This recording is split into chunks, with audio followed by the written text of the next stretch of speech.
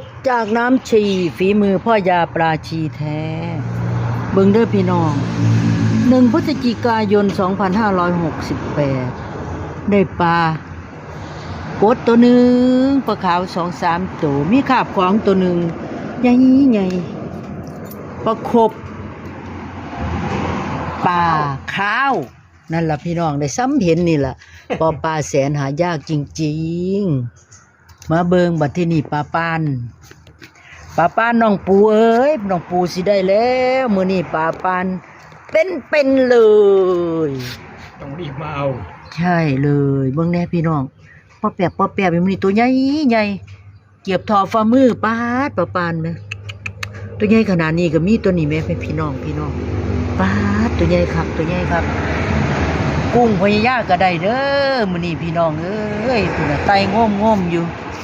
หากินเก่งตัวนี้มื้อนี้บ่หมานแต่ว่าพอได้กินอยู่บกอกก็ได้มาพร้อม